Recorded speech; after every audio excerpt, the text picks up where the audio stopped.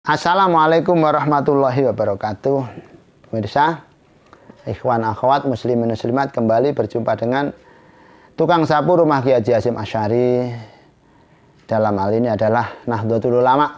Mudah-mudahan bermanfaat. Di sini kami akan sedikit mengupas tentang masalah khilafiyah, perbedaan atau masalah simpang siur tentang Sunan Kalijogo.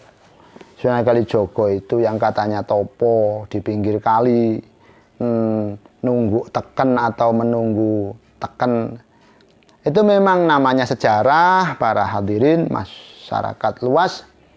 Jangankan peradaban perwalian, peradaban budaya, hadis Rasulullah saja itu ya banyak yang ada khilafiyah lah, ada yang sampai sahih, ada yang marfu, ada yang dhaif, sampai ada yang fasid. Sama dengan cerita yang di film itu, saya kira jauh daripada benar, ataupun mungkin kalau benar ya sekedar ilustrasi saja untuk menggambarkan supaya mudah ditangkap oleh orang awam, supaya mudah ditangkap oleh masyarakat umum. Dan ini saya juga tidak bohong, saya baca, ternyata ada satu pernyataan yang mudah dicerna, bahwa Sunan Kalijogo itu topo. Topo itu adalah zuhud, zahidun, zuhdun, itu bahasa Arab, bahasa Jawane topo. Topo itu ninggal dunyo.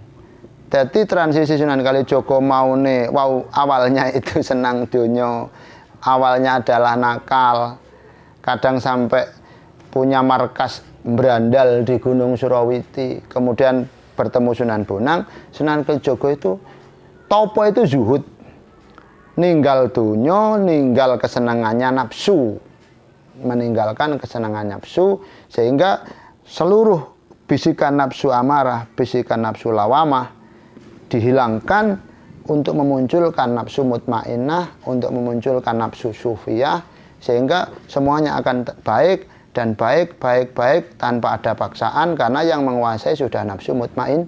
Nah, baik. Ketika mutmainah sudah menguasai badan, menguasai seluruh jiwa raga, maka mutmainah ini akan terus connect dengan Lauh Mahfud. Ketika mutmainah connect dengan Lauh Mahfud, sehingga ada informasi langit, itu disebut karomah, disebut isyarah, disebut mukasyafah. Ketika sudah mukasyafah, nanti sudah mulai menemukan makrifat. Lah, Kalijogo itu maksudnya adalah jogo kalimat syahadat. Jogo kalimat, jadi mulai dari perubahan jogo kalimat syahadat, terus kalimat syahadat diugemi, dijogo dengan teken alias tekun, istiqomah. Tekan itu tekun istiqomah, baik syahadat tauhid sampai menemukan sugih tanpa bondo, digjoyo tanpa aji, trimah mawi pasrah, sepi pamrih tebih ajri, itu makrifat. Sugih tanpa bondo ya apa, gimana maksudnya? Sudah punya Allah. Jadi yang lain itu malah bikin ribet. Sudah punya Allah, tidak banyak butuh karena sudah punya Allah. Ketika butuh, dia yakin Allah pasti memberi. Jadi kaya walaupun tidak bergelimang harta, dia kaya. Sukitan, dikjoyo tanpa haji, dia sudah punya Allah. Walaupun tidak punya apa-apa, tidak punya berang, tidak punya pisau, dia sudah sakti mandraguna karena punya Allah. La yadurru ma'asmihi syai'un fil ardi wala fis sama' wa huwa samiul alim. Tidak akan bahaya sesuatu yang bersama Allah dari bahaya langit dan bahaya bumi. Jadi dikjoyo tanpa haji, terimah mawi pasrah, hidupnya hanya pasrah. Wa may yatawakkal 'ala Allah fa huwa hasbuh, pasrah nang Gusti Allah, semuanya pasti diberi oleh Allah. Sepi pamrih tebih ajri, hidupnya ikhlas tulus, tidak ada pamrih apa-apa, hanya mengabdikan, menghambakan diri kepada Allah. Antara ubudiyah, baik habluminan nas dijadikan ubudiyah, habluminallah apalagi. Terima mawi pasrah, sepi pamrih tebih ajri, tidak punya takut sama sekali. Dia sudah bersama Allah. Dia hanya punya harapan pada Allah dan punya takutan kepada Allah. Bahasa Al-Qur'annya adalah la khaufun alaihim walahum yahzanun. Apa itu? La khaufun alaihim, tidak ada kekhawatiran bagi hal yang belum terjadi, dan walahum yahzanun, tidak pernah susah dengan apa yang telah terjadi. Wong belum terjadi, kenapa dikhawatirkan? Wong sudah terjadi, kenapa disusahi? Itu sudah tingkatan wali. Ketika sudah nerimo itu sudah wali. Jadi yang dimaksud adalah teken itu tekun.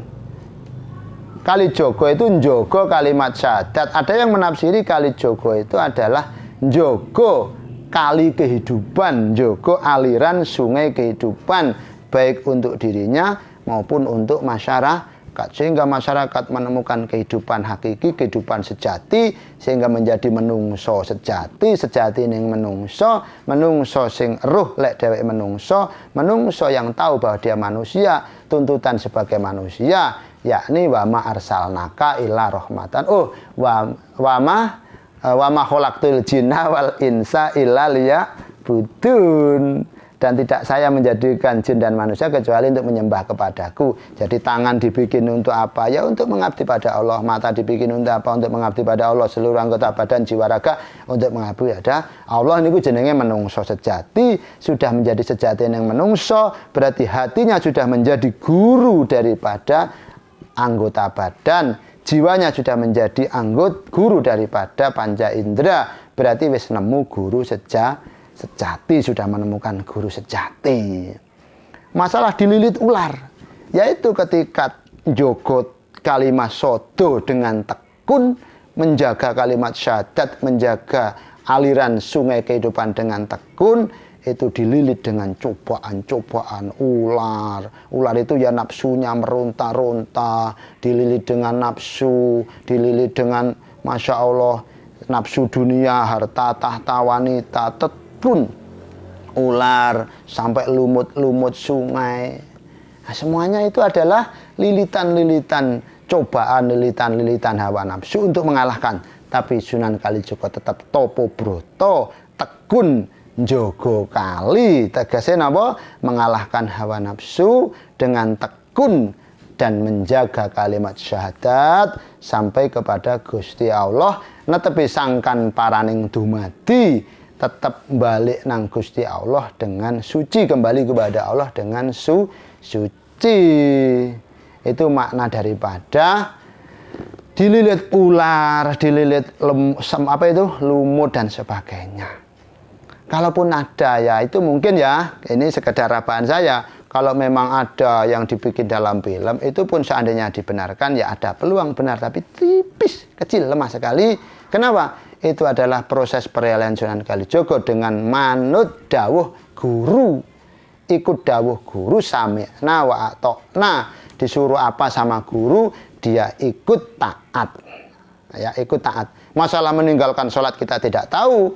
Mungkin Sunan Kalijaga waktu itu ya mungkin saja sudah di atas syariat, sehingga sudah di atas syariat majdub.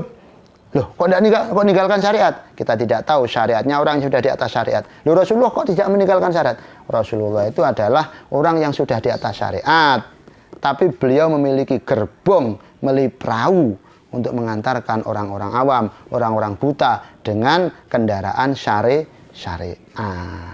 Jadi itu mungkin sekelumit yang bisa dipetik simpang siur tentang masalah Jogo Kali, Sunan Kalijaga, tekun dan lain sebagainya. Mudah-mudahan bisa ditarik kesimpulan dan diambil manfaat. Mudah-mudahan kita mendapatkan barokahnya para wali. Jadi Wali Songo adalah wali. Kenapa? Karena Wali Songo sudah masyhur kewaliannya, masyhur kesolihannya, dan masyhur prasasti dan prestasinya. Sekian. Assalamualaikum warahmatullahi wabarakatuh.